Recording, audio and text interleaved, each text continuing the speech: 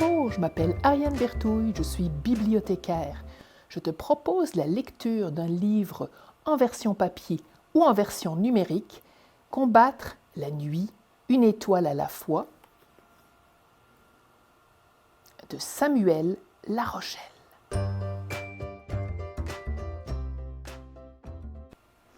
Combattre la nuit, une étoile à la fois, c'est un livre à lire, mais c'est aussi un livre à regarder.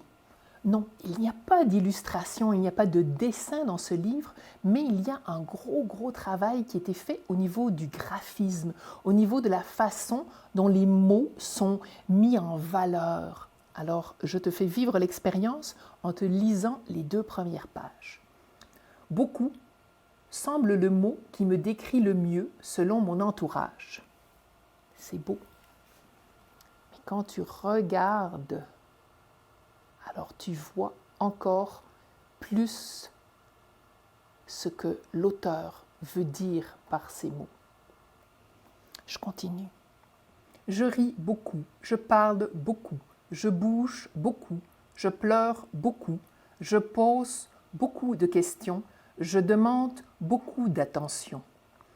On me répète souvent d'en faire moins, de prendre moins de place, de briller moins, d'être moins finalement.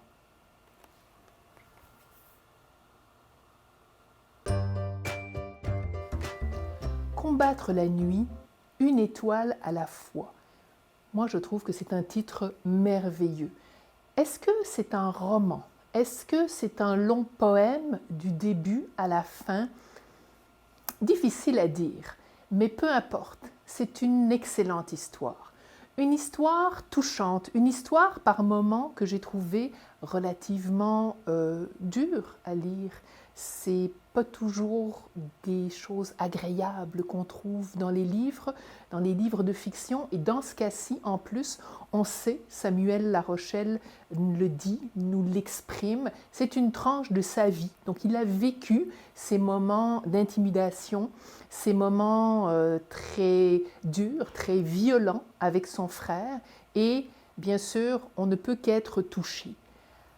Malgré tout, ce n'est pas du tout un livre sombre, c'est un livre lumineux, c'est un livre qui fait un constat qu'on peut vivre des choses difficiles, mais qu'il y a une façon justement de combattre la nuit, puis d'aller s'allumer des étoiles pour que dans notre nuit, il y ait des étoiles.